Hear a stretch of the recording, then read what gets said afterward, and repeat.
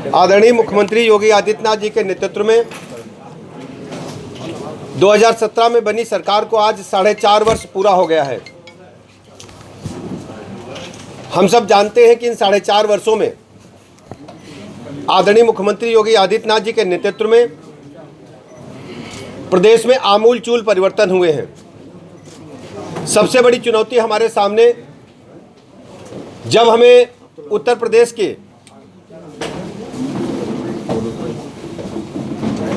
सत्ता मिली थी, तब सबसे बड़ी चुनौती हमारे सामने कानून व्यवस्था थी। कानून व्यवस्था के नाम पर समाजवादी पार्टी की सरकार में हत्या, लूट, बलात्कार, जमीन पर कब्जा करना, छिनैती,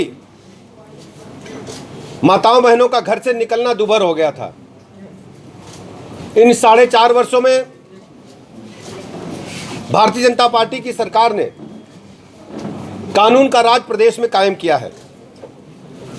पूरे प्रदेश से ऑर्गेनाइज्ड क्रिमिनल्स या हम कह सकते हैं संगठित माफिया गिरोह पूरी तरह से समाप्त कर दिए गए हैं। अब उत्तर प्रदेश में कोई भी माफिया संगठित गिरोह बनाकर अपराध करने के लिए स्वतंत्र नहीं है, या वो जेल के सीखचों के पीछे हैं या उत्तर प्रदेश से बाहर हैं। हम सब जानते हैं कि चाहे रामपुर हो या प्रदेश का कोई जनपद हो, पूरे उत्तर प्रदेश में 10-10, 15-15 राइफलें, बंदूकें लेकर के लोग सड़कों पर निकलते थे और जनता को भयक्रांत करते थे। लेकिन आज मैं दावे के साथ कह सकता हूं, ऑर्गेनाइज्ड क्रिमिनल्स को हमने समाप्त किया है और जो छुटपुट बेमनस्ता के कारण घटनाएं हो रही हैं उनमें भी हमने कड़ी कार्रवाई की है, किसी को भी छोड़ा नहीं है। यानी कानून का राज स्थापित करने में हमने छोटे बड़े को, परिवार के लोगों को या अन्य जो सत्ता से निकटता रखने के बावजूद यदि उन्होंने कोई आपराधिक कृत्य किया है, ऐसे लोगों के खिलाफ हमारी सरकार ने कड़ी कार्रवाई की है। इसके अलावा डेवलपमेंट के मोर्चे पर हमारी सरकार ने विभिन्न विभागों के माध्यम से पूरे प्रदेश में ऐतिहासिक कार्य किए हैं। आदरणीय प्रधानमंत्री नरेंद्र मोदी जी के नेतृत्व में लगभग 7 वर्ष बीत चुके हैं। इन 7 वर्षों में आदरणीय प्रधानमंत्री जी की जो केंद्र सरकार की योजनाएं हैं उनको उत्तर प्रदेश लागू करने में ढेर सारी योजनाओं में प्रथम नंबर पर रहा है। सबसे बड़ी चुनौती हमारे सामने प्रधानमंत्री आवास योजना में अपने बेघरों को मकान उपलब्ध कराना था, उनको छत देना था। आज़ादी के 70-73 साल के बाद भी आज भी हम बेघरों को मकान नहीं दे पा रहे थे, लेकिन प्रधानमंत्री सड़क योजना के माध्यम से उत्तर प्रदेश ने सर्वाधिक लोगों को आवास उपलब्ध कराने का काम किया है। इसके बाद बड़ी संख्या में लोगों को, बड़ी संख्या मतलब जो भी डिमांड थी, लगभग 100% लोगों को हमने शौचालय भी निःशुल्क उपलब्ध कराए हैं। आयुष्मान योजना के माध्यम से 5 लाख तक का निःशुल्क इलाज कराने का इंतजाम हमारी सरकार ने किया है। जो लोग आयुष्मान योजना में आच्छादित नहीं हो रहे थे उनको माननीय मुख्यमंत्री जी की चलाई योजना में आच्छादित करके उनको भी लाभान्वित करने का काम किया गया है। इसके अलावा कोविड प्रबंधन के दौरान आपने देखा उत्तर प्रदेश राज्य हर मामले में प्रथम नंबर पर आया। हम सब जानते हैं कि पहले जो पीपी किट और मास्क हम लोग अभी लगाते हैं, पीपी किट और मास्क के निर्माण के क्षेत्र में भारत और उत्तर प्रदेश में मात्र कुछ कंपनियां काम करती थीं। आज हालत यह है कि भारत पूरी दुनिया का दूसरे नंबर पर विदेशों को पीपी किट और मास्क भेजने वाला राष्ट्र बन गया है। अगर दुनिया के दूसरे देशों में वैक्सीन का आविष्कार हुआ, जो अपने आप को सर्वाधिक शक्तिशाली राष्ट्र कहते थे, चाहे अमेरिका हो, ब्रिटेन हो, फ्रांस हो, इटली हो, जर्मनी हो, आज उन्हीं के तर्ज पर भारत ने भी वैक्सीन का निर्माण किया है और अपनी वैक्सीन के साथ साथ आज भारत में 5 वैक्सीन काम कर रही हैं। और ये भी मुझे बताने में प्रसन्नता हो रही है अपने रामपुर के लोगों को कि आज जो आंकड़ा है वैक्सीनेशन का वो 70 करोड़ से आगे जा रहा है। हमने पहली डोज लगभग 70 करोड़ लोगों को दे दी है, दूसरी डोज भी बड़ी संख्या में लोगों को दी जा रही है। हमारे सामने सबसे बड़ी चुनौती तीसरी लहर को लेकर है। कुछ राष्ट्रों में, कुछ अन्य देशों में तीसरी लहर की भी चिंता व्यक्त की जा रही है। हमारी पूरी तैयारियां हैं। रामपुर जनपद मुख्यालय पर भी सभी जनपदों में, रामपुर को विशेष रूप से उल्लेख करना चाहूँगा, बच्चों के लिए अलग से वार्ड हमने निर्धारित कर दिए हैं, उनके लिए ऑक्सीजन की व्यवस्था की है। बच्चों के वार्ड में बच्चों को महसूस हो कि वो घर में है, तो ऐसे वार्डों का निर्माण किया गया है कि वहाँ पर विभिन्न प्रकार की कलाकृतियाँ, उनके बच्चों के खिलौने भी हमने अस्पताल में रखे हैं। यदि अचानक कोई तीसरी लहर आ गई जिसका प्रकोप कहा जा रहा है रिसर्च के लिए कि बच्चों पर सर्वाधिक होगा, उसके लिए हमने पूरी तैयारी कर रखी है।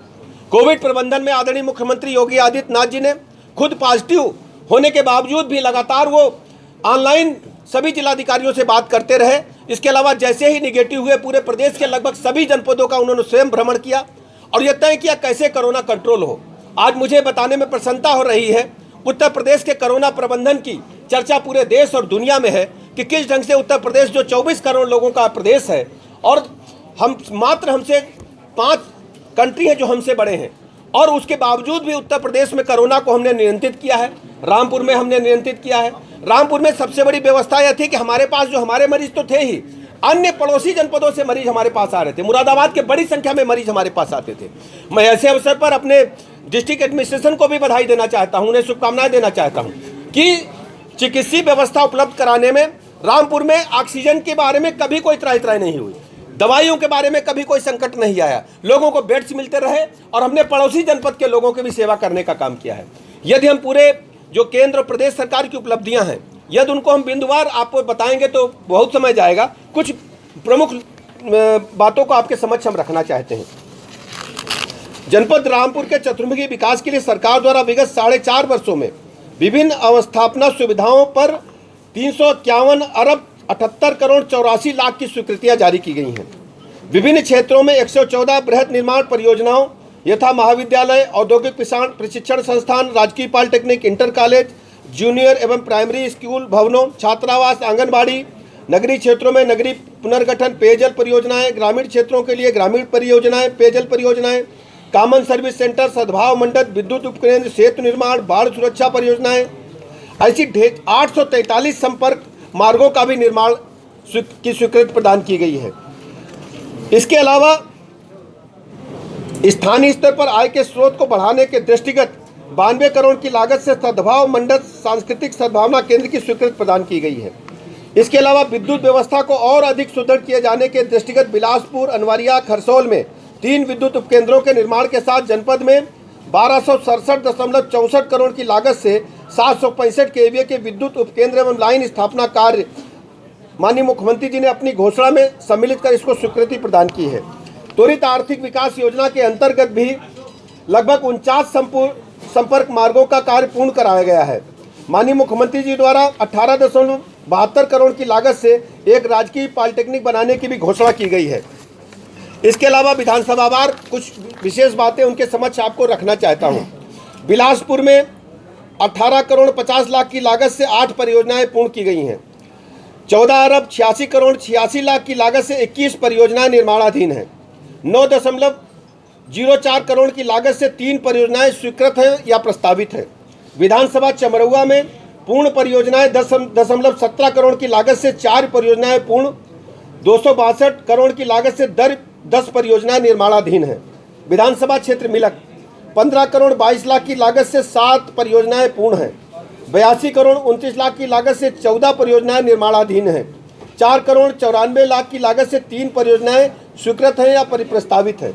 विधानसभा क्षेत्र स्वार 34 करोड़ 30 लाख की लागत से 7 परियोजनाएं पूर्ण हैं। 116 करोड़ 39 लाख की लागत से 8 परियोजनाएं निर्माणाधीन हैं। 3 करोड़ 57 लाख की लागत से 3 परियोजनाएं स्वीकृत या प्रस्तावित हैं। विधानसभा क्षेत्र रामपुर 218 करोड़ 11 लाख की लागत से 16 परियोजनाएं पूर्ण हैं। 68 करोड़ 7 लाख की लागत से 6 परियोजनाएं निर्माणाधीन हैं। 104 करोड़ 82 लाख की लागत से 2 परियोजनाएं स्वीकृत या प्रस्तावित है। इसके अतिरिक्त अन्य विकास कार्य जो हुए हैं उनके बारे में भी विस्तृत विवरण लिखित रूप से आपको दूंगा, लेकिन कुछ प्रमुख मैं आपको बता रहा हूं। आयुष्मान भारत योजना के अंतर्गत 1,31,218 लोगों को गोल्डन कार्ड जारी करते हुए 9,501 लोगों को चिकित्सीय लाभ प्रदान किया गया है। मुख्यमंत्री जन आरोग्य योजना से आच्छादित करते हुए 1,610 लोगों को स्वास्थ्य लाभ प्रदान किया गया है। जननी सुरक्षा योजना में 72,467 महिलाओं को 13 करोड़ 10 लाख से अधिक का लाभान्वित किया गया है। जनपद में 2,24,281 बच्चों का नियमित टीकाकरण किया गया है। वेक्टर जनित रोगों में 1,544 मामलों पर त्वरित कार्रवाई कर तत्काल उपचार उपलब्ध कराया गया। मुख्यमंत्री आरोग्य स्वास्थ्य मेले के तहत 42,704 लोगों को स्वास्थ्य लाभ मिला है।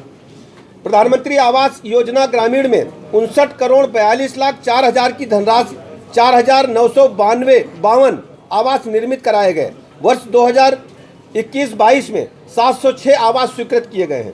मुख्यमंत्री आवास योजना ग्रामीण के तहत 43,20,000 से 36 आवास निर्मित हुए हैं। 2021-22 में 7 आवासों का लक्ष्य के सापेक्ष 7 आवास स्वीकृत किए गए हैं। राष्ट्रीय ग्रामीण आजीविका मिशन के तहत 29,018 सदस्यों को लाभान्वित किया गया है। वित्तीय वर्ष 2021-22 में 1,728 स्वयं सहायता समूह के माध्यम से 19,800 महिला परिवारों को इस योजना से आच्छादित किया गया है।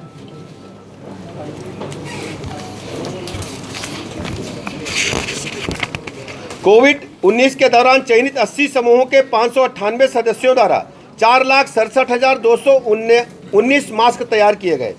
मनरेगा के अंतर्गत 1,06,30,000 मानव दिवसों का सृजन किया गया। वित्तीय वर्ष 2021-22 में 89,31,00,000 धनराशि व्यय कर 26,26,696 मानव दिवस सृजित किए गए। प्रधानमंत्री आवास योजना शहरी में 2,73,79,50,000 धनराशि का भुगतान लाभार्थियों को किया गया है। अब तक 8,859 आवास पूर्ण किए जा चुके हैं। पंचायती राज स्वच्छ भारत मिशन के अंतर्गत ग्राम पंचायतों में 1,95,90,36,000 की धनराशि से 1,69,918 व्यक्तिगत शौचालयों का निर्माण कराया गया है। 294,72,000 की धनराशि से ग्राम पंचायतों में 12 अंत्येष्टि स्थल का निर्माण कराया गया है। ऑपरेशन कायाकल्प के तहत 15,30,000 की लागत से प्राथमिक एवं उच्च प्राथमिक विद्यालयों में 6 मिड डे मील शेड का निर्माण कराया गया है। 24 लाख की धनराशि से 6 ग्राम पंचायतों के पंचायत भवनों में CSC हेतु अतिरिक्त कक्ष निर्माण कार्य कराया जा रहा है। प्रधानमंत्री किसान सम्मान निधि में 2,64,502 कृषकों के 391,30,00,000 की धनराशि हस्तांतरित की गई है।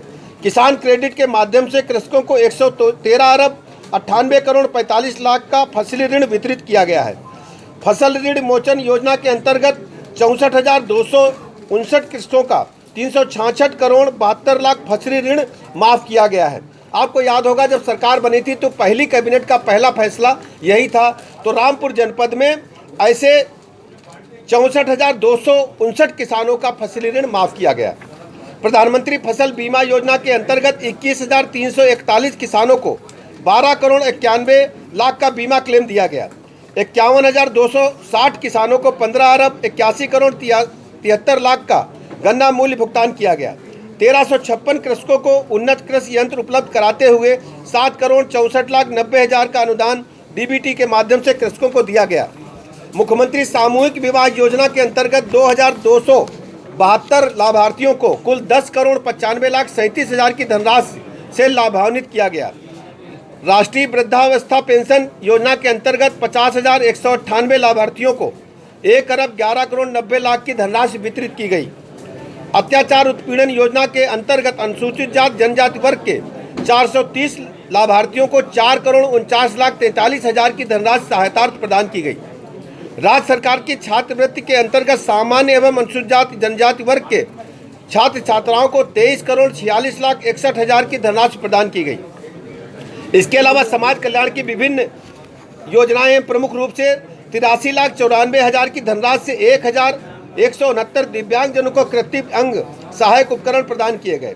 33,79,00,000 की धनराशि में 13,556 दिव्यांगजनों को पेंशन दी गई। विधवा अनुदान ग्रहीता योजना के अंतर्गत 25 लाभार्थियों को कुल 2,50,000 की धनराशि प्रदान की गई। पति की मृत्यु उपरांत 45,845 निराश्रित महिलाओं को 99,92,45,000 की धनराशि से लाभान्वित किया गया। मिशन रोजगार 48 रोजगार मेले आयोजित कर 4,219 अभ्यर्थियों को रोजगार दिया गया। मुख्यमंत्री युवा स्वरोजगार योजना अंतर्गत 124 लोगों को ऋण वितरित किया गया तथा 1,048 लोगों को रोजगार उपलब्ध कराया गया। भवन एवं अन्य सन्निर्माण कर्मकार कल्याण योजना के अंतर्गत श्रमिकों के कल्याण संचालित विभिन्न योजनाओं में 53,847 श्रमिक लाभार्थियों को लाभान्वित करते हुए 30,26,89,000 की धनराशि व्यय की गई। मुख्यालय क्षेत्र में ऊर्जा के मामले में आदरणीय मुख्यमंत्री योगी जी के नेतृत्व में ऊर्जा के मामले में आमूलचूल परिवर्तन हुआ है। पहले मात्र कुछ जनपदों को बिजली 24 घंटे मिलती थी, अब सभी जनपदों को 24 घंटे बिजली, मुख्यालय क्षेत्र में, तहसील क्षेत्र में 22 घंटे तक, ग्रामीण क्षेत्र में 18 घंटे विद्युत आपूर्ति की गई। 1640 ग्रामों का विद्युतीकरण कर प्रत्येक परिवार के लिए विद्युत आपूर्ति की व्यवस्था की गई। कृषकों को सिंचाई सुविधा के लिए 2215 निजी नलकूपों का निर्माण रामपुर जनपद में किया गया। उजाला योजना के अंतर्गत 1.58 लाख LED बल्बों का वितरण किया गया। बढ़ती हुई विद्युत आपूर्ति की आवश्यकताओं की पूर्ति एवं सुधार हेतु बिजनेस प्लान के अंतर्गत 3 नए 3311 विद्युत उपकेंद्र निर्माणाधीन हैं।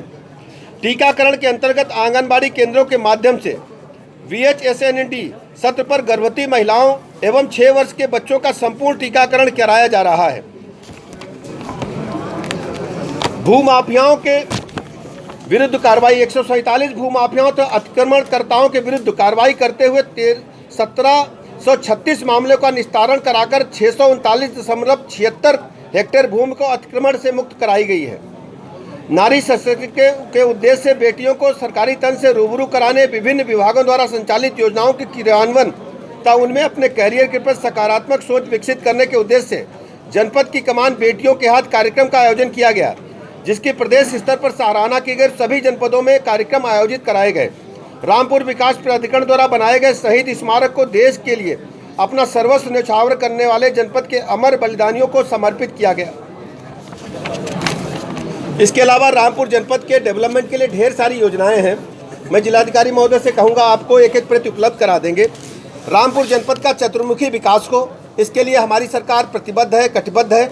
जो भी योजनाएं अभी लंबित हैं या जो भी डिमांड की गई है, उनको हम लोग पूरा करने का हर संभव प्रयास कर रहे हैं।